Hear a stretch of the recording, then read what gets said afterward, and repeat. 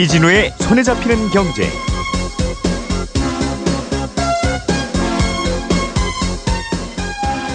안녕하십니까, 이진우입니다. 손에 잡히는 경제가 뽑은 오늘의 숫자는 95등입니다.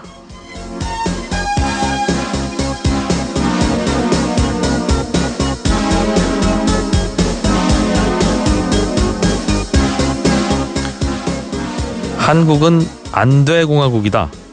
청와대에서 열린 혁신성장전략회의에서 김동연 경제부총리가 한 발언입니다. 우리나라는 GDP 규모는 세계 11위고 무역 순위로는 7, 8위를 달리는데 규제 순위만 놓고 보면 세계 95등이라면서 한 말입니다. 김동연 부총리는 이런 현실을 좀 바꿔보자면서 크라우칭 스타트라는 사례를 들었습니다. 1896년 제1회 아테네 올림픽 100m 결승전 때 모든 다른 선수들은 중장거리 선수들처럼 뻣뻣하게 서서 스타트할 준비를 하고 있었는데요. 딱 한 선수, 미국의 토마스 버크 선수만 자세가 완전히 달랐습니다. 마치 캥거루처럼 머리를 숙이고 몸을 움츠린 채 양손은 땅을 짚고 있었지요. 이 자세 덕분에 버크 선수는 그때 1위로 들어왔고 이후 지금까지도 단거리 달리기 스타트의 표준 자세가 됐습니다. 이렇게 누구도 생각하지 못한 일을 하는 게 바로 혁신이라는 겁니다. 해외를 오가는 기업인이나 외국에서 생활하다 들어온 분들 얘기를 들어보면요, 외국의 공무원들은 그래도 어떤 일이든 되는 방향으로 노력을 하는 반면에 우리나라 공무원들은 어떻게든 안 되는 쪽만 생각하는 경향이 많다고들 하는데요. 우리 공무원들부터 일하는 자세만 바꿔도 그리고 무슨 사고만 나면 규제 안 한 공무원을 탓하는 여론만 좀 바뀌어도 안돼 공화국 같은 말은 좀 쑥 들어가지 않을까 싶습니다.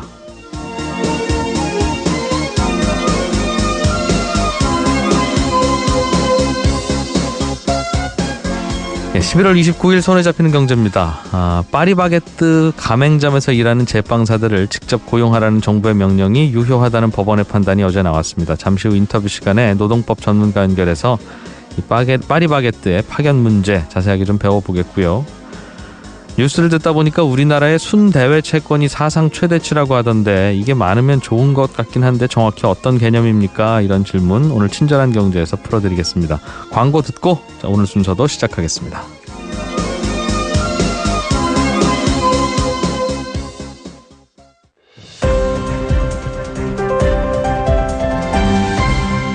이진우의 손에 잡히는 경제. 챙겨서 들어봐야 될 주요 경제 뉴스들 살펴보겠습니다. 한국경제TV 김치영 기자 나오셨어요. 어서 오십시오. 네, 안녕하세요. 정부가 주거복지 로드맵을 조금 전 11시부터 김현미 국토교통부 장관이 아마 지금도 발표하고 있는 것 같은데요. 네네. TV로도 생중계되고 있는 것 같습니다만 김치영 기자가 미리 좀 파악한 내용이 있는 것 같아서 네네. 저희는 김치영 기자로부터 사실 기자들한테는 조금 아침에 뭐 2-3시간 전에 자료가 나왔어요. 네. 엠바고라 그래서 발표할 때 이제 같이 보도해라 그런 게 있거든요. 그래서 좀 먼저 살펴봤습니다. 근데 며칠 전부터 이 주거복지 로드맵에 관련된 얘기들이 많이 나와서 거기서 크게 벗어나는 것은 없는데요. 일단 이게 서민주거 안정을 위한 대책이기 때문에 임대주택과 거기에 따른 금융지원 그리고 뭐 복지 서비스가 같이 들어가 있는 정책들이 발표가 되고 있습니다. 정부에서는 이번 주거복지 로드맵의 가장 큰 골자가 그간은 이제 공급자 위주의 정책이었다면 이제는 수요자 위주의 정책으로 패러다임을 바꾸는 거다라고 이제 큰 그림은 얘기를 하고 있고요. 무슨 얘기냐? 수요자를 청년층, 뭐 신혼부부, 노년층 이런 식으로 구분을 하고 그들이 어떤 주거복지 형태가 필요하고 그리고 그 주거 공간에 어떤 서비스가 필요한 건지를 같이 고려를 해서 단지를 만들고 그리고 거기에 들어갈 수 있도록 뭐 이제 대상도 확대하고 그리고 금융 지원 같은 것도 같이 패키지로 넣겠다라는 것이거든요. 그래서 전체적으로 보면 무주택 서민과 실수요자를 위한 공공임대주택을 총 100만 호를 공급을 하는데 공공임대주택을 65만 호, 공공지원 민간임대를 20만 호, 공공분양을 15만 호 이렇게 공급을 하겠다라고 발표를 했습니다. 100만 채 중에 85만 호는 임대로 나라에서 빌려주는 것이고 나중에 분양 전환을 할지는 모르겠습니다만 공공에서 짓고 처음부터 분양하는 게 15만 호다. 그렇습니다. 뭐 어제부터 발표는 됐던 것인데 이 중에서 기왕에 짓기로 계획했던 것과 네네. 이번 대책으로 인해서 새로 추가로 짓게 되는 것들은 구별이 좀 안 돼 있는 것 같더군요. 그렇습니다. 그거를 아직은 구별이 안 돼 있고요. 그리고 네. 기존에 이제 하기로 했던 데에서 아까 말씀드린 청년 부분 또는 네. 신혼부부 특별 공급 이런 것들을 이제 조금 확대하는 방향으로 이렇게 잡혀 있는 것도 있고요. 예. 그리고 약간 새로운 개념의 주택들도 조금 눈에 보입니다. 특히 청년 쪽하고 신혼부부 쪽을 보면 아까도 말씀드린 것처럼 그 이제 대상들에게 맞는 여러 가지 주거복지 형태를 만들겠다라고 얘기가 돼 있잖아요. 네. 그래서 전체적으로 보면 청년층에게 이제 25만 실 정도를 5년간, 그러니까 연간으로 보면 5만 실 정도씩 네. 청년층을 위한 주택을 공급하겠다라는 건데요. 호라고 하지 않고 청년에는 실이라고 표현한 이유는 이게 좀 작다는 얘기죠. 방 한 칸이라는 원룸이거나 개념인가 뭐 예. 투룸이거나 크면 투룸이거나 뭐 이렇다는 얘기인데요. 그래서 네. 행복주택이 보통 이렇게 그 좀 작은 주택, 도심의 요지에 있는 곳을 잘 개발해서 네. 작은 주택을 공급하는 게 이제 행복주택인데 행복주택을 활용하는 것들 그리고 매입전세 임대주택이라 그래서 정부 보고 제 주택 사가세요. 저는 임대로 돌리고 싶어요라고 하면 정부에서 매입해서 네. 임대로 활용하는 주택이 있거든요. 이것도 이제 청년층에게 활용하겠다 이렇게 얘기를 하고 있고 좀 특이한 게 쉐어링 하우스하고 네. 소호형 주거 클러스터라는 걸 만들어서 청년층들에게 공급하겠다라고 얘기를 하는데 쉐어링 하우스는 집 한 채에 방이 여러 개 있으면 그 방은 각각 하나씩 또는 두 명이 한 방을 쓰고 네. 집안에 있는 부엌이나 혹은 거실이나 이런 건 공유하자. 맞습니다. 그러니까 화장실, 뭐 목욕 같은 것도 같이 하자. 청년층이다 보니까 네. 뭐 독서실도 있고요. 예. 그다음에 뭐 식사할 수 있는 식당 공간이 따로 있고 이런 것들 청년들이 필요한 공간을 같이 사용하면서 네. 방은 따로따로 쓰게 하는 이런 쉐어링 하우스를 만들겠다라는 것이고요. 그다음에 그 소호형 주거 클러스터라는 것은 지금 창업 지원 센터들이 좀 여기저기 많이 생겼거든요. 네. 이것들을 활용을 해서 주거하고 창업을 동시에 그 공간에서 할 수 있는 그러니까 그 스타트업 기업들 같은 경우에는 큰 공간이 필요 없기 때문에 사무실에서 집이자 사무실로 활용할 수 있도록 어차피 밤샐 거니 위에 올라가서 침대 놔줄 테니 자라 이런 뜻이네요. 그렇죠. 그러니까 회의실도 있고 예. 뭐 이런저런 작업실도 있는데 이제 옆에는 주거 공간이 있는 것도 이제 만들어내겠다라는 건데 금융 지원도 같이 발표를 했죠. 청년층에게는 청년들에게만 해당되는 뭐 청약 통장을 새로 만들고 여기에는 비과세 혜택을 주겠다라는 얘기까지 네, 지금 각종 나온 지원들이 상태입니다. 들어가겠죠. 나라에서 다 돈 들여서 다 할 수 있는 건 아니니 또 여유 있는 분들이 이렇게 저 쉐어링 하우스 하겠습니다라고 하면 또 추가로 지원도 생길 거고요. 신혼부부와 노년층은 어떻게 지원한다고 했습니까? 신혼부부는 신혼희망타운이라는 걸 만들겠다라고 발표를 했어요. 그래서 시세 한 80% 수준으로 신혼희망타운을 한 7만 호 정도 공급을 하는데 네. 수요가 많은 수도권 지역의 한 70%를 공급할 것이다 이렇게 지금 얘기를 하고 있거든요. 근데 네. 여기도 비슷합니다. 신혼희망타운이라는 것은 그냥 아파트만 만들어서 공급하는 게 아니라 여기에는 신혼부부들이 필요로 하는 그러니까 뭐 어린이집부터 키즈 카페, 그다음에 어머니들이 뭐 활동할 수 있는 공간, 네. 육아를 할 수 있는 전반적인 기본 시설들을 같이 갖춘 공간을 만들어 주겠다는 것이고요. 신혼부부 입주 대상을 좀 넓혔습니다. 이전에는 혼인 기간 5년 내 유자녀 부부로만 그 입주 대상이 한정돼 있었거든요. 그러니까 네. 자녀가 없으면 신혼부부라 하더라도 5년 결혼한 지 5년 아니라고 하더라도 대상이 안 됐었는데 후순위였는데 예. 이번에는 혼인한 지 7년 이내의 무자녀 부부와 예비부부까지로 확대를 하겠다라고 네. 얘기를 했으니까 좀 더 폭이 넓어진다라고 보시면 중요한 되겠고요. 건 아닙니다만 예비 부부라면 이건 어디까지 봐야 될지는 모호하긴 하겠네요. 예, 그렇습니다. 예. 그래서 대상 지역이나 이런 것들도 조금 나왔는데요.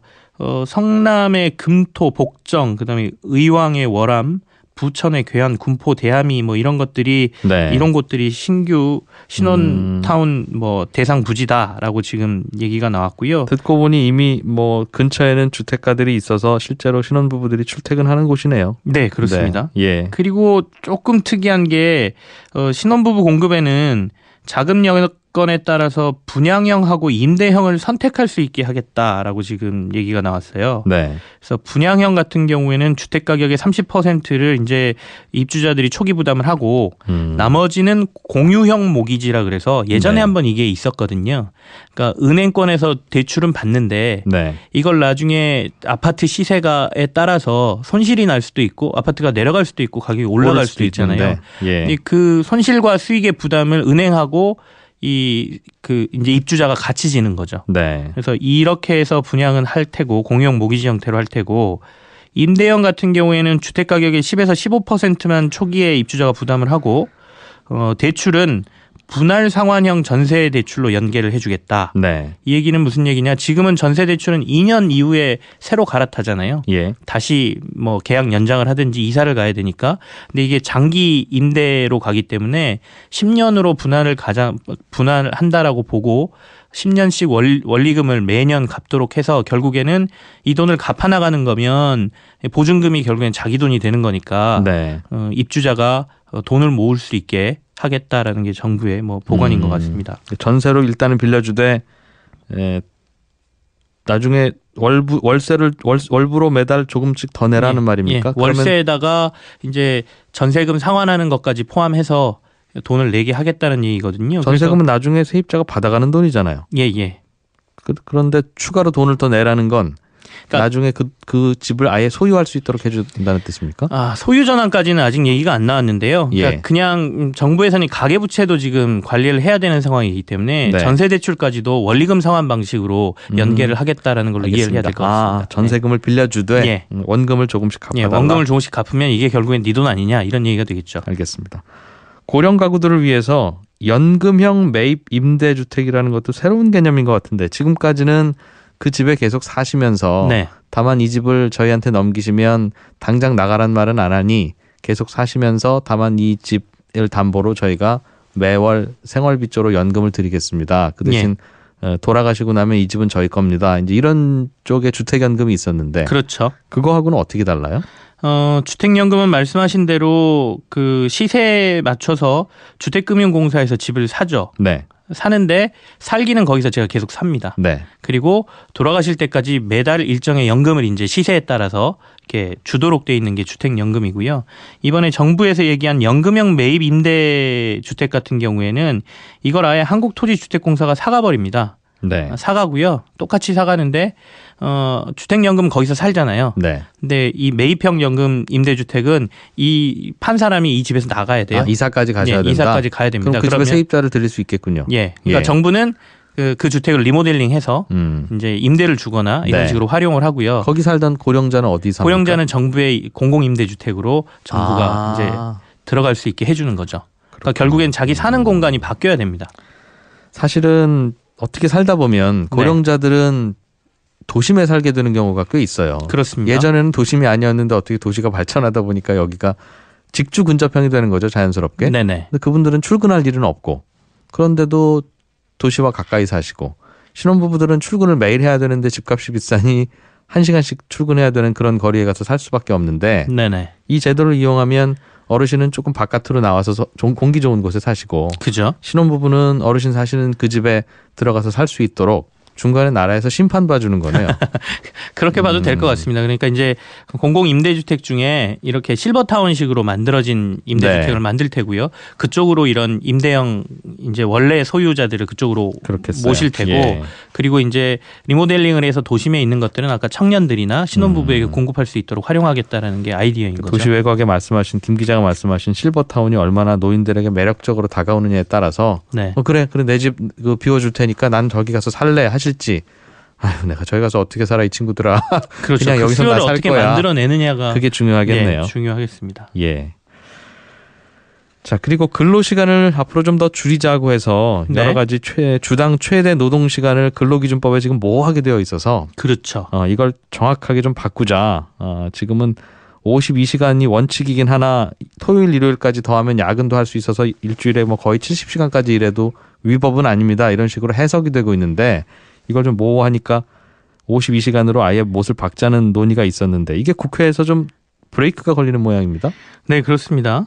사실 지금 문재인 정부가 출범하면서 이 최대 노동 시간, 주당 최대 노동 시간을 68시간에서 52시간으로 줄이겠다라고 이제 공약을 해놓은 상태거든요. 그래서 이걸 추진하고 있었는데 국회 쪽에서 이게 합의가 잘 이루어지지 않습니다. 일단 52시간으로 하는 것에 대해서는 합의가 됐었다라고 얘기가 나왔었는데 네. 그와 함께 패키지로 다른 것들과 관련돼서 그러니까 휴일 근로수당을 어떻게 줄 것이냐. 그러니까 보통 휴일 아니고 그 평일에 근무한 시간에 할증을 해서 이제 휴일 근로수당을 주거든요. 네. 그걸 어떤 식으로 줄 것이냐 관련돼서 지금 합의가 안 돼서 결국에는 이것마저도 그 주당 노동 시간을 줄이는 것마저도 지금 통과가 안 될 것 같다라는 얘기거든요.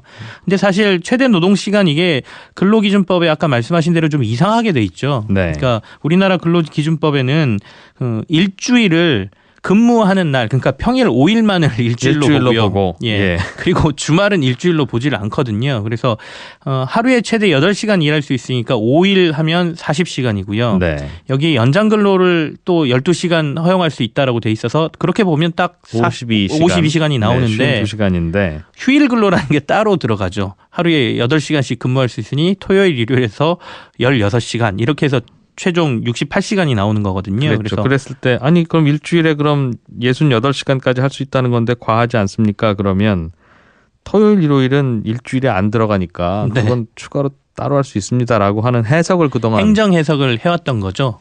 근데 요거를 사실은 행정 해석을 폐기해 버리면 네. 바로 이 어떻게 보면 해결점이 나올 수도 있는데 네. 정부의 고민은 행정 해석을 바로 폐기해 버렸을 경우에는 그냥 바로 전 사업장에 이게 도입이 되거든요. 그러니까 그 누구도 일주일에 52시간 이상은 못하니 예. 야근이나 잔업이나 휴일 근로가 필요하면 사람 더 뽑든가 아니면 저희는 그 일 못합니다라고 손 들든가 네. 그래야 된다는 거 아니겠습니까? 그러니까 이제 산업계에서는 갑작스럽게 그렇게 될 경우 너무 큰 부담이 된다라고 지금 얘기를 하고 있고요. 그래서 이 부분에 대한 해결점을 찾기가 상당히 쉽지 않아 보입니다. 그래서 연내에 이거 줄이는 건 좀 힘들어 보이지 않나 싶습니다. 네. 예, 오늘은 여기까지 듣죠. 한국경제TV 김치영 기자였습니다. 고맙습니다. 네, 감사합니다. 알아야 될 것들 많이 안내를 해주고 눈높이에 딱 맞는 만인의 경제 과외 선생님. 다음 순서는 친절한 경제입니다. 네, 오늘은 청취자 정은정 씨가 며칠 전에 뉴스를 듣다 보니까 우리나라의 순대외 채권이 단군 이래 사상 최대치라고 하던데 순대외 채권이 많은 게 무슨 의미를 갖는 겁니까? 이런 질문을 보내오셨습니다. 순대외 채권이라고 하면 우리나라가 외국으로부터 받을 돈에서 우리가 외국인들한테 내줘야 할 돈을 뺀 수치입니다. 그게 우리나라는 한 5천억 달러 된다고 하죠. 예를 들어서 우리가 가게를 하다가 아유 이제 가게 그만하고 정리해야 되겠다 싶으시면 그럼 이제 받아야 될 손님들 외상값 다 받고 거래처에 빌려준 돈 투자한 돈 있으면 그것도 다 다시 회수해야 되겠죠. 그리고 또 반대로 내가 줘야 할 외상이 있으면 다 갚아야 되고 다 정리하고 나면 다 이제 정리하고 나면 돈이 남는 수도 있고 또 오히려 모자랄 수도 있고 그렇겠죠. 가게도 그런데 국가도 마찬가지입니다. 평소에는 우리나라 국민들이 뭐 구글이나 애플 주식에 투자하기도 하고 삼성전자가 베트남에 공장 세우고 투자하기도 하고 또 반대로 미국에 사는 마이클이 우리나라 포스코 주식을 사기도 하고 또 대한민국 국채를 일본에 사는 와타나베 씨가 사기도 하고 그렇게 거래를 하는데 어느 날 우리가 자 이제 우리는 외국하고 거래 안 할게요. 우리나라에서 받아갈 돈들 다 다시 받아가시고 우리도 외국에서 받을 거 다 정리할 겁니다. 국민 여러분 이제 외국 주식 채권 갖고 계신 거 다 파시고요. 우리나라에 투자한 외국인들은 우리나라 주식이나 채권 투자한 거 다 팔고 다시 회수해서 가세요. 우리나라는 이제 외국이랑 거래 안 할 겁니다. 만약 이렇게 하면 마치 가게 정리하듯이 국가를 정리하는 건데 그러면 외국에서 받아올 돈도 있고 또 우리가 외국인들에게 내줘야 될 돈도 있지 않겠습니까? 그래서 그때 줄 건 주고 받을 건 받고 정리를 하면 우리나라는 한 5천억 달러 정도가 남는다 이런 말입니다. 이걸 전문 용어로 표현한 게 대한민국의 순대외 채권이 5천억 달러다 이런 뜻입니다. 쉽게 말하면 우리나라가 단군 이래 열심히 외국하고 무역도 하고 투자도 하고 해서 한민족이 번 돈이 남한만 따져서 5천억 달러다 이 말이기도 합니다.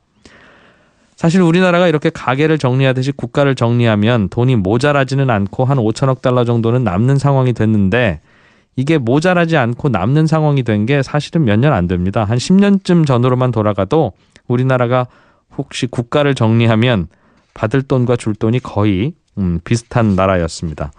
이런 말씀드리면 아니 우리나라가 그동안 계속 수출도 열심히 하고 무역 흑자를 수십 년 동안 기록했던 걸로 아는데 그렇게 번 돈 다 어디 가고 달랑 5천억 달러만 지금 남아있단 말이냐. 10년 전에 정리했으면 남는 돈이 하나도 없었을 거라고. 아니 그게 말이 돼? 이런 생각이 혹시 드실 텐데요. 우리나라가 그동안 수출은 열심히 해서 누적으로 수천억 달러를 벌어들이기는 했지만 또 반면에 외국인들이 우리나라에 와서 주식에 투자해서 벌어놓은 돈이 우리가 수출해서 번 돈만큼 많았기 때문에 줄 돈 주고 받을 돈 받고 정리하면 사실은 남는 게 없는 겁니다. 그래서 이 순대외 채권이라는 개념으로 접근을 하면 우리가 구글 주식에 투자해서 100만 원 버는 거하고 우리가 자동차를 한 대 미국에 수출해서 100만 원 버는 거에 효과와 가치는 같습니다. 그래서 개발도상국들이 주식시장을 일찍 개방하게 되면 이렇게 기껏 수출해서 번 돈을 외국인들은 그 나라 주식에 거꾸로 투자해서 다시 다 가져가는 이제 그런 부작용이 생기지요. 친절한 경제였습니다.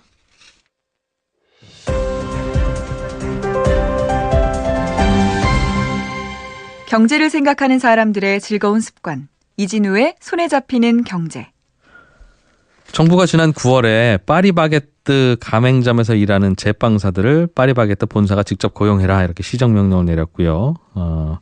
법원이 어제 파리바게뜨가 그래서 그 시정명령을 좀 따를 수 없다는 신청을 거꾸로 냈었는데 법원은 그럴 수 없다는 결론을 또 한 번 내렸습니다. 이에 따라서 이 파리바게뜨 제빵사 고용 논란이 또 본격적으로 논란거리가 되고 있는데 뭐가 문제인 건지 좀 늦었지만 다시 한번 좀 살펴보려고요.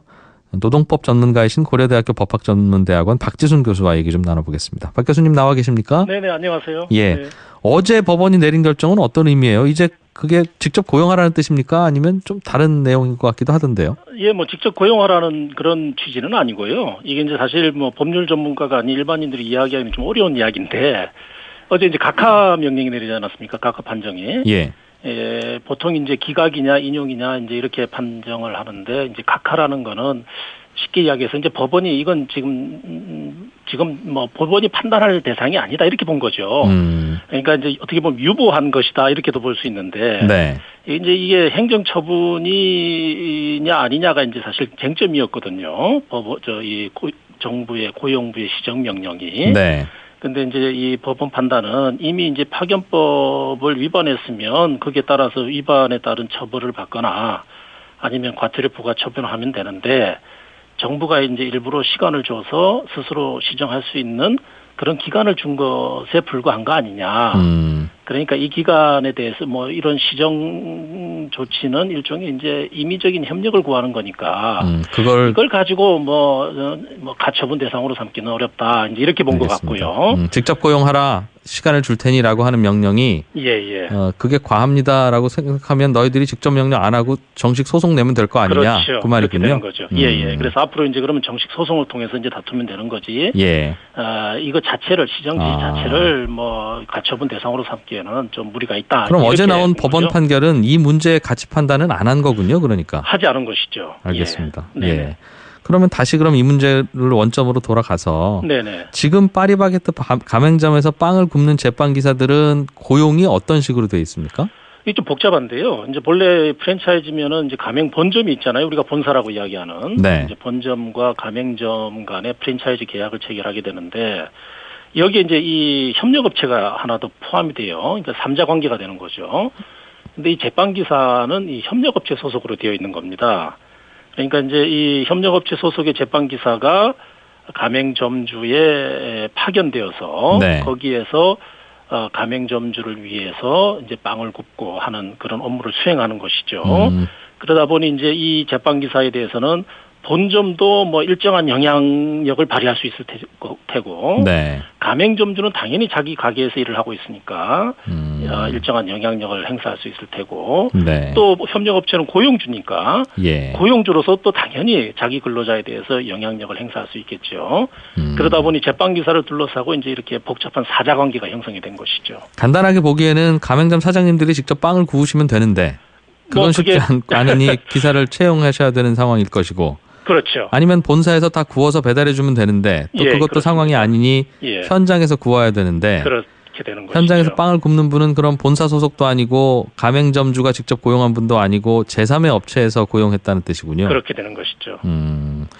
그럼 고용노동부는 이걸 왜 불법 파견이라고 본 겁니까? 그 논리는 어떤 거였어요? 근데 이제 실제로 보면은 아까 말씀드린 것처럼 이제 이 제빵기사가 협력업체 소속이고 협력업체하고 가맹점주 사이에 일종의 이제 도급 계약을 체결해서 가맹점주한테 제빵기사를 보내서 거기서 이제 이 빵을 굽는 일을 했는데 실제로 네. 보니까 본사인 파리바게트가 인사에도 관여했고 제빵기사에 또 이 출결 여부 등 근태 관리도 했다. 그 제빵사들을 본사에서 관리하더라 파리바게뜨. 그렇죠. 이제 그런 부분들이 발견되니 그렇다면 이건 오히려 이 협력업체의 지시 명령을 받은 게 아니고 본사인 파리바게트의 지시 명령을 받아서 일을 한 것으로 볼 여지가 있지 않느냐. 예. 그러면 이건 결국 제빵기사에 대해서 실제로 지휘 명령을 하는 것은 파리바게트 본사라고 보는 것이 더 현실에 부합되는 것이 아니냐. 이제 이런 취지에서 사실상 협력업체와 파리바게트 사이에 파견 관계가 있는 것이다. 협력업체가 고용을 해서 파리바게트 본사에 근로자를 제빵기사를 파견 보내고 이 제빵기사를 파리바게트 본사가 가맹점에 보내서 일을 하게 시킨 거다. 알겠습니다. 이런 구조로 본 거죠. 예. 그러니까 파리바게뜨에 파견돼서 빵을 굽는 제빵사들한테 업무 지시를 일일이 하려면 본사에서 너희들이 고용을 직접 하든가. 그렇죠. 아니면 고용을 직접 안 했으면 업무 지시도 하지 말든가. 하지 말고 이제 또 가맹점주가 직접 아까 말씀하신 것처럼 직접 빵을 만들든가 아니면 가맹점주가 직접 고용을 해서 네. 자기 가게 안에서 우리 이제 매장 홀 서빙을 하든지 아니면 키친에서 빵을 굽든지 하게 만들면 되는 거 아니냐 이런 취지겠죠. 그렇네요. 그러면 지금 문제를 거슬러 올라가면 네네. 그런 식으로 한 건 잘못이긴 한데 네. 그렇다면 그럼 어떤 식으로 했어야 정상적이냐라고 했을 때 정상적일 수 있는 방법도 파리바게뜨 본사가 직접 고용하는 방법 말고도 있었겠군요. 그런데 이것도 좀 어려운, 그렇죠. 이제 전체적으로 다른 이 파리바게트가 아닌 다른 프랜차이즈도 많지 않습니까? 예. 거기에는 보면은 대체로 가맹점주가 직접 일을 하는 경우도 많이 있을 거예요. 그런 경우도 있을 것이고. 피자집이라든지 이런 데는. 제3의 파견 업체, 즉 제빵사들을 직접 고용해서 파견해준 그 업체가 그렇죠. 그 업체가 빵 굽는 법이나 혹은 가게 운영하는 법을 파리바게뜨 본사에 가서 배워와서 그렇죠. 예. 그분이 직접 본인의 직원들에게 직접 업무 지시를 원격으로 했다면 그건 또 문제가 없었던 거네요. 바로 그 지점이 지금 이제 논쟁이 되는 것 같습니다. 그러니까 협력업체 입장에서는 우리가 지금 그런 방식으로 해왔다라는 것이고 네. 이 고용노동부에서는 사실 그게 아니라 파리바게뜨가 사실상 직접 지시하고 명령하고 교육하고 한 것이다. 예. 여기서 이제 견해 차이가 현격하게 발생하는 것이죠. 알겠습니다. 결국은 그러면 지금 우리의 혹은 정부의 요구는 네. 제빵 기사들을 지금 현재 제3의 업체가 고용하지 말고 그렇죠. 파리바게뜨 본사가 직접 고용하라는 건데 네. 결국 제빵 기사들은 소속만 바뀌게 되는 건데요. 그럼 네네. 그게 파리바게뜨 본사로 바뀌면 제빵 기사들은 뭐가 더 좋을 거라고 정부는 예측하고 혹은 기대하고 있는 겁니까? 이제 이게 참 여기서부터 사실 굉장히 이제 미래를 예단하기가 쉽지는 않은데 예. 아무래도 이제 본사의 그 고용 조건이 훨씬 더 좋을 것이고 월급이 더 높아지겠죠. 그리고 또 고용 안정도 더 이제 고용 안정도 더 높아지지 않겠느냐, 고용 안정성도 이제 그렇게 생각을 해서 이제 우리가 요즘 비정규직의 제로다 해서 우리 공공기관에 지금 현재 직접 고용을 하라고 지금 상당히 많은 그런 지금 사안들이 진행되고 있지 않습니까? 예. 이제 그런 것처럼 민간 부분에 있어서도 원청이 가급적이면은 하청 업체 소속의 근로자들을 직접 고용할 수 있으면 해라라고 하는 게 지금 정부의 이제 고용의 질을 높이는 차원에서의 정책인 것 같아요. 네. 이제 그런 점에서 보면 이 제빵기사들의 고용 안정이나 근로조건 개선에는 사실 원청이 직접 고용하는 것이 가장 바람직할 것 같다라는 것이 이제 그 배경에 있는 것 같습니다. 예. 그런데 그 지점에서 네. 예를 들어서 지금 제빵사들이 한 달에 급여를 200만 원 받는다고 가정을 하면 네. 제3의 업체에 고용돼서 그렇죠. 파리바게뜨 본사에서 그분들을 그럼 직접 고용할 때 네. 월급을 200만 원 이상 준다는 보장이 어디 있습니까? 예를 들면 180만 원만 주더라도 네. 시중에는 파리바게뜨 본사에 직접 고용되어 있는 정규 제빵사라면 네. 그 정도 월급 받고도 가겠다는 분이 있을 수 있으면 그렇죠. 그러면 월급이 더 낮아질 수도 있는 거 아닙니까? 어떻게 근데 보세요? 이제 지금 현재 이제 여기 복잡한 또 문제가 하나가 뭐냐면 파리바게뜨가 직영하는 그런 또 가게가 있어요. 있겠죠. 파리크라상이라는 곳이 있죠. 네. 이제 여기에 근로자들은 분명히 지금 현재 협력업체 소속 근로자들보다는 많이 받을 거라는 이야기죠. 그렇게 되면 일종의 이제 차별 문제가 발생하겠죠. 네. 그러니까 이제 본사인 원청에 직접 고용되면은 적어도 직접 고용하고 있는 제빵기사하고 동등한 수준의 급여를 줘야 되지 않느냐. 이제 그런 요구를 할 수가 있겠죠. 재판기사들이. 예. 그렇게 되면 이제 결과적으로 사실 그 다음에부터가 문제인 것 같습니다. 그렇게 되면 사실 이제 파리바게트가 그 인건비를 맞추려면 당연히 가맹점에 대해서 수수료를 높여야 되겠죠. 네. 수수료를 높이게 되면 지금 현재 안 그래도 동네 빵집들이 지금보다도 매출을 더 많이 올려서 수수료를 더 많이 내야 되는 문제가 또 발생할 수도 있다라는 그런 또 이 파급포가 생기는 거죠. 알겠습니다. 예. 파리바게트 가게 하시는 프랜차이즈 점주들도 네. 정부가 본사에서 직접 고용을 하고 하는 거에 대해서 일부 반대하는 부분도 있다 하던데 이 논리는 혹시 뭔지 들으셨습니까? 그래서 예, 최근에 한 2천 몇백 분이 이제 정부에 탄원서도 내고 한 걸로 알고 있습니다만 그 이유가 바로 좀 전에 그 말씀이에요. 만약에 이제 파리바게트가 직접 재판기사를 고용을 하게 되면은 네. 이제 급여나 이런 근로조건이 올라가게 되니까 당연히 비용이 증가하게 될 거고 그 비용을 가맹점주에 전가하지 않겠느냐. 이게 첫 번째일 거고요. 네. 그 다음에 파리바게트 소속의 이제 재판기사들이 가맹점에 가서 일을 할 거 아닙니까? 그렇다면 사실은 본사 직원이에요. 네. 그럼 본사 직원과 가맹점주가 같이 공존해야 되는 거죠. 그렇게 되면 아무래도 이 본사의 영향력을 더 크게 받지 않겠느냐. 네. 그렇게 되면 어떤 영업의 자율성이나 이런 부분에서 조금 부담이 되지 않겠느냐. 그런 점에서 보면 가맹점주 입장에서는 상당히 부담스러운 그런 상황이 이제 어쨌든 제빵사들의 월급이 올라가면 월급 올라간 폭을 본사가 부담하든 가맹점주가 부담하든 나눠서 부담하든 할 텐데 지금보다는 훨씬 가맹점주의 수수료 부담 비율이 높아지지 않겠느냐라는. 당장은 본사가 부담하는 모양이 되겠습니다만 예를 들면 그럼 가맹점주한테 파는 빵 생지나 그런 거 가격 슬쩍 그렇죠. 올려버리면 할 말이 없으니. 다양한 수단이 있을 수 있겠죠. 어떻게 보십니까? 박 교수님께서는 혹시 뭐 좀 묘안이 있으세요? 그래서 이게 저는 좀 이번 사태에서 좀 이념적이거나 좀 교조적인 접근보다는 조금 이 실용적인 접근으로 가는 것이 어떨까 저는 개인적으로 계속 생각하고 있는데요. 사실 가장 핵심은 근로자의 고용 안정과 근로조건 개선 문제 아니겠습니까? 예. 근데 과연 어떤 방법이 근로자의 고용을 지속적으로 안정화시키고 근로조건을 개선시킬 수 있는 방법일까? 과연 이게 특정 고용 방식을 강요하는 것이 답일까? 저는 이 부분에 대해서 한번 조금 재고를 해봐야 될 것 같다는 생각이 들고요. 결국 저는 그 당사자들이 원하는 게 답이 아니겠느냐. 예를 들어서 본사도 있고 가맹점주도 있고 협력업체 그리고 그에 이제 소속된 재판기사들이 있는데 네. 그 당사자들이 도대체 원하는 것이 뭔지를 제대로 한번 들어봤는가. 다 다르지 않겠습니까? 그렇기 때문에 예. 그 경우에 이제 다수의 의견이 중요하지 않겠어요. 그리고 그런 상황에서 만약에 의견을 찾지 못한다면은 뭐 신뢰할 수 있는 우리 뭐 노사정위원회든 신뢰할 수 있는 기관에서 이를 조정하는 것도 하나의 방법이 아니겠습니까? 근데 이걸 특정 고용 형태를 강요한다든지 반드시 직접 고용만이 답이다라든지 이런 어떤 정답을 내놓고 그쪽 방향으로 가는 것이 맞는 것이냐 이 부분에 대해서 한번 좀 고민해봐야 될 지점이 있는 것 같습니다. 네, 정부가 의도는 어쨌건 이런 고민을 같이 좀 해보자는 문제 제기로 받아들이죠 뭐. 네네 예. 그래야 될 것 같습니다. 네네. 네네. 고맙습니다. 네네네 감사합니다. 네, 고려대학교 법학전문대학원의 박재순 교수였습니다.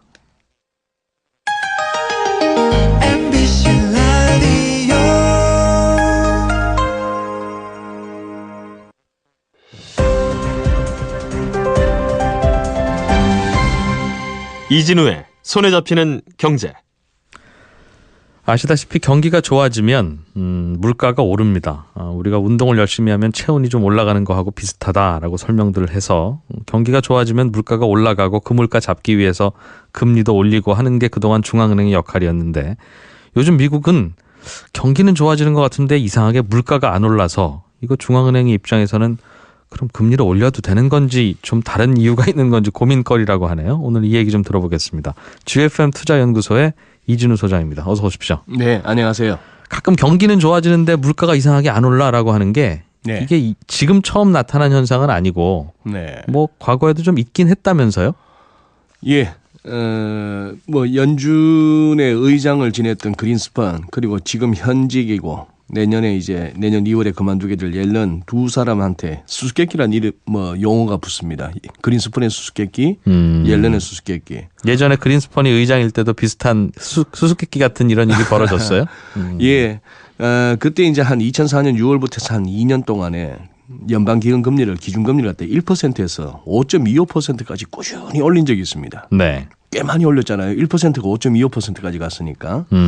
근데 그 와중에도 미국 국채 수익률은 뭐 한 4.62%에서 4.85% 한 23bp 정도 밖에 못 올라서 네. 그때 이제 그린스펀 당시 의장이 실토를 했습니다. 이건 모르겠다. 수수께끼다. 그 연준이 금리 올리는데 시중 금리는 안 오르더라 이 말이잖아요. 것이죠. 예. 그 이제 뭐 사후적으로 이제 대충 그렇게 정리됩니다. 워낙에 중국을 비롯한 미국으로부터 달러 많이 벌어들인 나라들이 그 달러를 가지고 미국 국채를 많이 샀다.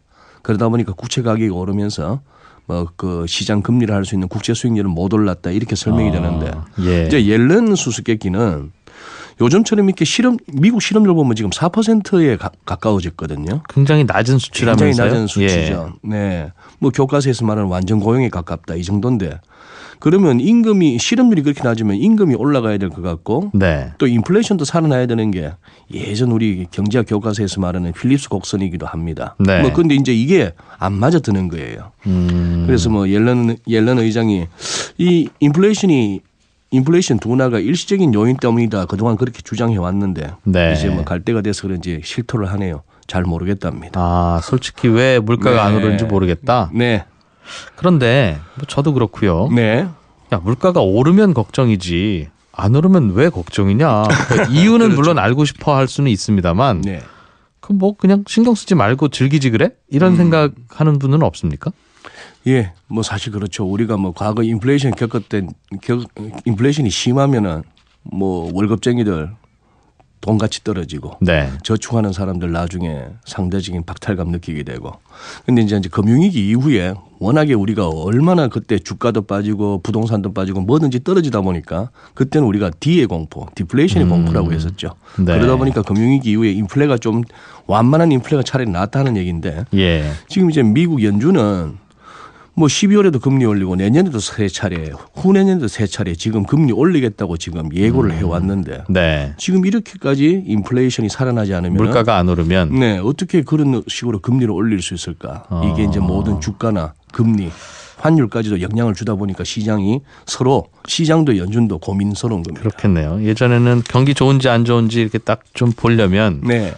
저 성장률도 높고 물가도 오르니까 네. 딱 명확한데 그렇죠. 지금은 성장률은 좀 높은 것 같은데 물가가 안 오르니 이게 혹시 경기 나쁜 거 아닌가 이런 걱정을 하는 거네요. 그렇습니다. 예.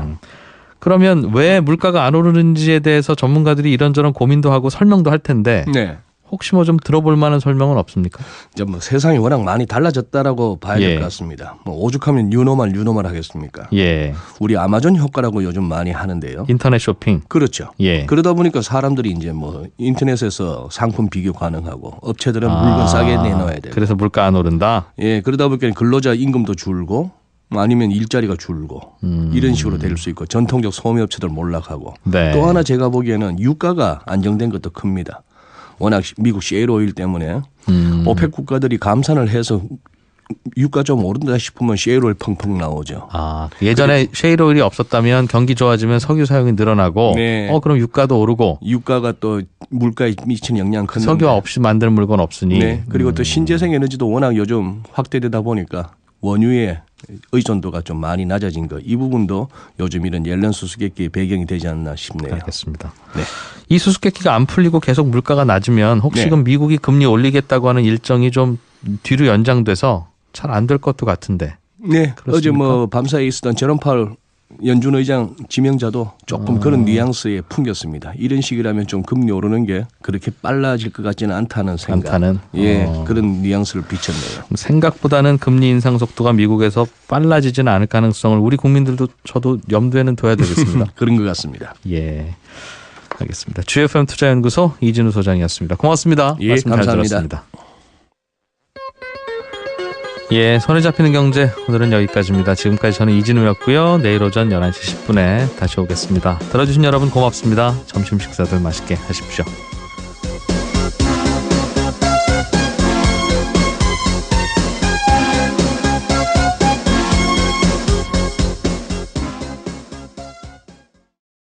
있도록 해준다는 뜻입니까? 소유 전환까지는 아직 얘기가 안 나왔는데요. 예. 그러니까 그냥 정부 예산이 가계부채도 지금 관리를 해야 되는 상황이기 때문에 네. 전세 대출까지도 원리금 상환 방식으로 연계를 하겠다라는 걸로 이해를 해야 될 것 같습니다. 전세금을 빌려주되 예. 원금을 조금씩 갚아달라. 예, 원금을 조금씩 갚으면 이게 결국엔 네 돈 아니냐 이런 얘기가 되겠죠. 알겠습니다. 고령 가구들을 위해서 연금형 매입 임대주택이라는 것도 새로운 개념인 것 같은데 지금까지는 그 집에 계속 사시면서 네. 다만 이 집을 저희한테 넘기시면 당장 나가란 말은 안 하니 계속 사시면서 다만 이 집을 담보로 저희가 매월 생활비 쪽으로 연금을 드리겠습니다. 그 대신 돌아가시고 나면 이 집은 저희 겁니다. 이제 이런 쪽의 주택연금이 있었는데 그렇죠. 그거하고는 어떻게 달라요?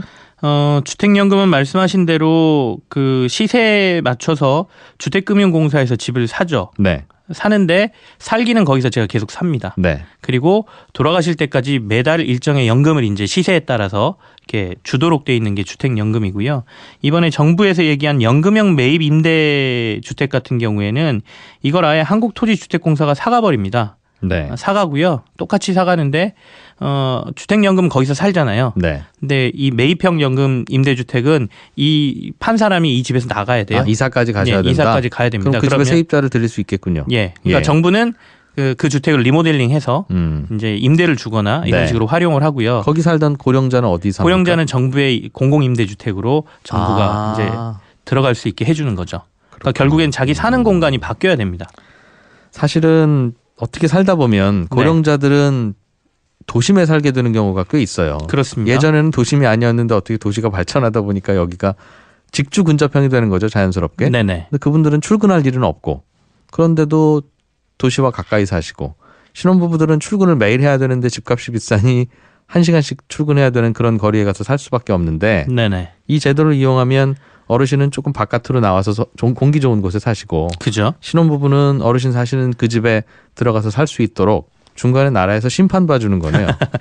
그렇게 봐도 될 것 같습니다. 그러니까 이제 공공임대주택 중에 이렇게 실버타운식으로 만들어진 임대주택을 만들 테고요. 그쪽으로 이런 임대형 이제 원래 소유자들을 그쪽으로 그렇겠어요. 모실 테고 그리고 이제 리모델링을 해서 도심에 있는 것들은 아까 청년들이나 신혼부부에게 공급할 수 있도록 활용하겠다라는 게 아이디어인 거죠. 도시 외곽에 말씀하신 김 기자가 말씀하신 실버타운이 얼마나 노인들에게 매력적으로 다가오느냐에 따라서 그래 내 집 비워줄 테니까 난 저기 가서 살래 하실지 아유 내가 저기 가서 어떻게 살아 이 친구들아.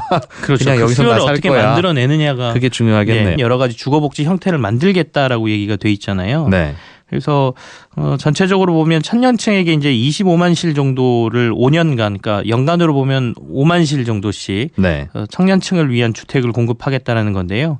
호라고 하지 않고 청년에는 실이라고 표현한 이유는 이게 좀 작다는 얘기죠. 방 한 칸이라는 원룸이거나 뭐 투룸이거나 크면 투룸이거나 뭐 이렇다는 얘기인데요. 그래서 행복주택이 보통 이렇게 그 좀 작은 주택, 도심의 요지에 있는 곳을 잘 개발해서 작은 주택을 공급하는 게 이제 행복주택인데 행복주택을 활용하는 것들 그리고 매입전세 임대주택이라 그래서 정부 보고 제 주택 사가세요.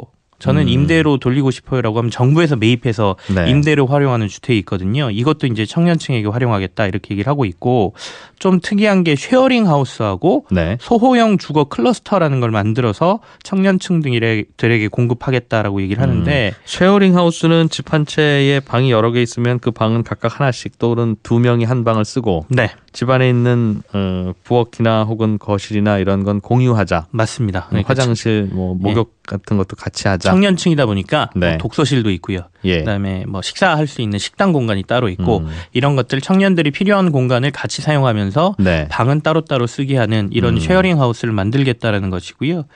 그다음에 그 소호형 주거 클러스터라는 것은 지금 창업 지원 센터들이 좀 여기저기 많이 생겼거든요. 이것들을 활용을 해서 주거하고 창업을 동시에 그 공간에서 할 수 있는 그러니까 그 스타트업 기업들 같은 경우에는 큰 공간이 필요 없기 때문에 사무실에서 지휘자 사무실로 활용할 수 있도록 어차피 밤샐 거니 위에 올라가서 침대 놔줄 테니 자라 이런 뜻이네요. 그렇죠. 그러니까 회의실도 있고 뭐 이런저런 작업실도 있는데 이제 옆에는 주거 공간이 있는 것도 이제 만들어내겠다라는 건데 금융 지원도 같이 발표를 했죠. 청년층에게는 청년들에게만 해당되는 뭐 청약 통장을 새로 만들고 여기에는 비과세 혜택을 주겠다라는 얘기까지 각종 지원들이 들어가겠죠. 나라에서 다 돈 들여서 다 할 수 있는 건 아니니 또 여유 있는 분들이 이렇게 저 쉐어링 하우스 하겠습니다라고 하면 또 추가로 지원도 생길 거고요.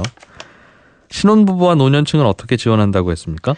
신혼부부는 신혼희망타운이라는 걸 만들겠다라고 발표를 했어요.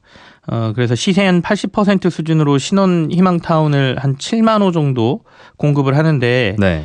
수요가 많은 수도권 지역에 한 70%를 공급할 것이다 이렇게 지금 얘기를 하고 있거든요. 근데 네. 여기도 비슷합니다. 신혼 희망타운이라는 것은 그냥 아파트만 만들어서 공급하는 게 아니라 여기에는 신혼부부들이 필요로 하는 그러니까 뭐 어린이집부터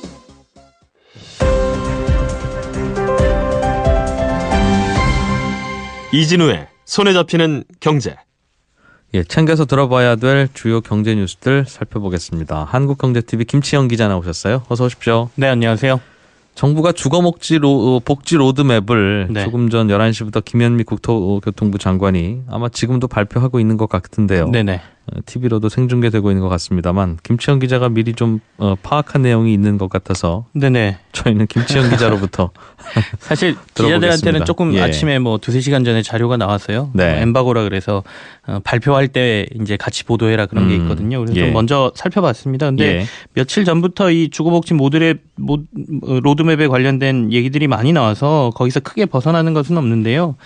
일단 이게 서민주거 안정을 위한 대책이기 때문에 임대주택과 거기에 따른 금융 지원 그리고 뭐 복지 서비스가 같이 들어가 있는 정책들이 발표가 되고 있습니다. 예. 정부에서는 이번 주거복지 로드맵의 가장 큰 골자가 그간은 이제 공급자 위주의 정책이었다면 이제는 수요자 위주의 정책으로 패러다임을 바꾸는 거다라고 이제 큰 그림은 얘기를 하고 있고요. 무슨 얘기냐?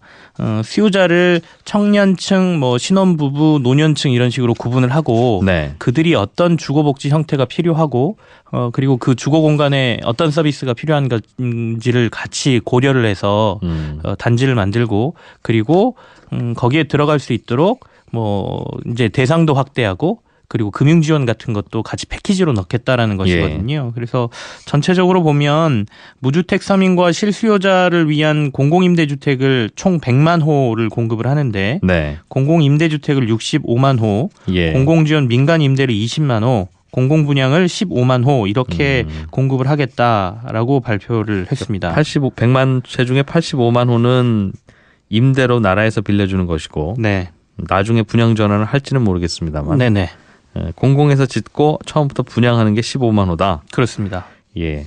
뭐 어제부터 발표는 됐던 것인데 이 중에서 기왕에 짓기로 계획했던 것과 네네. 이번 대책으로 인해서 새로 추가로 짓게 되는 것들은 구별이 좀 안 돼 있는 것 같더군요. 그렇습니다. 그거를 아직은 구별이 안 돼 있고요. 그리고 네. 기존에 이제 하기로 했던 데에서 아까 말씀드린 청년 부분 또는 네. 신혼부부 특별 공급 이런 것들을 이제 조금 확대하는 방향으로 이렇게 잡혀 있는 것도 있고요. 예. 그리고 약간 새로운 개념의 주택들도 조금 눈에 보입니다. 특히 청년 쪽하고 신혼부부 쪽을 보면 아까도 말씀드린 것처럼 그 이제 대상들에게 맞는 더 키즈 카페, 그다음에 어머니들이 뭐 활동할 수 있는 공간, 네. 육아를 할 수 있는 전반적인 기본 시설들을 같이 갖춘 공간을 만들어 주겠다는 것이고요.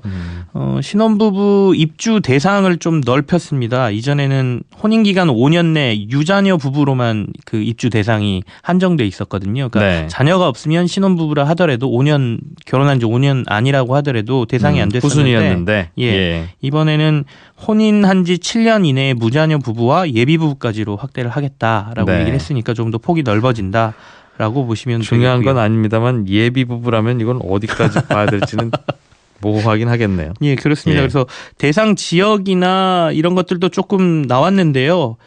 성남의 금토, 복정, 그다음에 의왕의 월암, 부천의 괴한, 군포, 대함이 뭐 이런 것들이 네. 이런 곳들이 신규 신혼타운 뭐 대상 부지다라고 지금 얘기가 나왔고요. 듣고 보니 이미 뭐 근처에는 주택가들이 있어서 실제로 신혼부부들이 출퇴근하는 곳이네요. 네, 그렇습니다. 네. 예. 그리고 조금 특이한 게 신혼부부 공급에는 자금 여건에 따라서 분양형하고 임대형을 선택할 수 있게 하겠다라고 지금 얘기가 나왔어요. 네. 그래서 분양형 같은 경우에는 주택 가격의 30%를 이제 입주자들이 초기 부담을 하고 나머지는 공유형 모기지라 그래서 예전에 네. 한번 이게 있었거든요.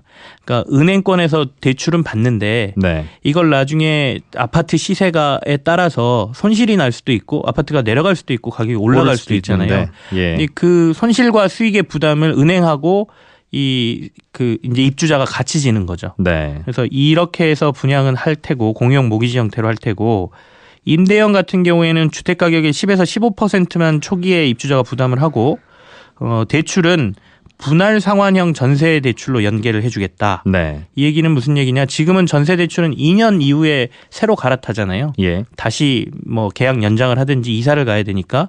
근데 이게 장기 임대로 가기 때문에 10년으로 분할한다라고 보고 10년씩 원리금을 매년 갚도록 해서 결국에는 이 돈을 갚아 나가는 거면 보증금이 결국엔 자기 돈이 되는 거니까 네. 입주자가 돈을 모을 수 있게 하겠다라는 게 정부의 뭐 보관인 것 같습니다. 전세로 일단은 빌려주되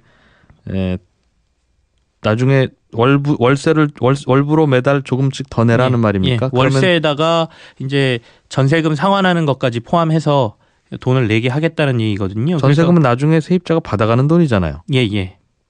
그런데 추가로 돈을 더 내라는 건 그러니까 나중에 그 집을 아예 소유할 수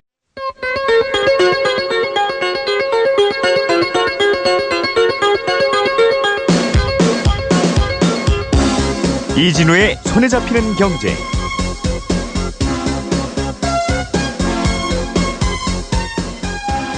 안녕하십니까, 이진우입니다. 손에 잡히는 경제가 뽑은 오늘의 숫자는 95등입니다.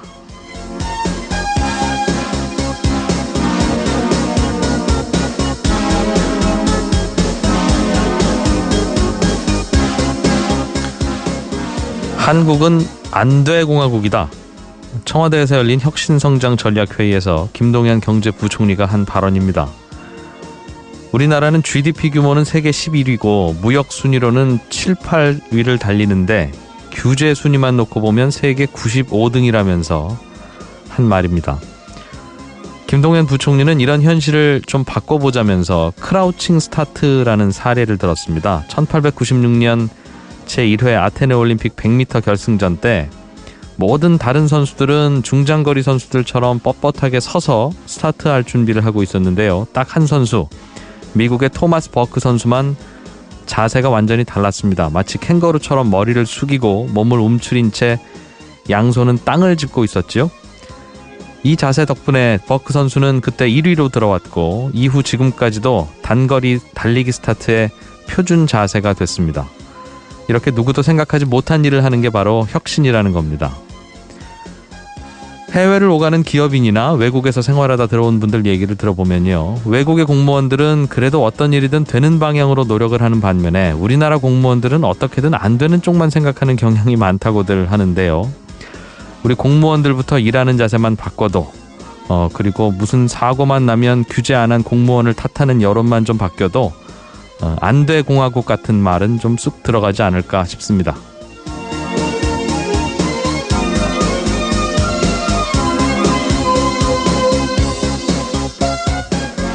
11월 29일 손에 잡히는 경제입니다. 파리바게뜨 가맹점에서 일하는 제빵사들을 직접 고용하라는 정부의 명령이 유효하다는 법원의 판단이 어제 나왔습니다. 잠시 후 인터뷰 시간에 노동법 전문가 연결해서 이 파리바게뜨의 파견 문제 자세하게 좀 배워보겠고요. 뉴스를 듣다 보니까 우리나라의 순대외 채권이 사상 최대치라고 하던데 이게 많으면 좋은 것 같긴 한데 정확히 어떤 개념입니까? 이런 질문 오늘 친절한 경제에서 풀어드리겠습니다. 광고 듣고 오늘 순서도 시작하겠습니다.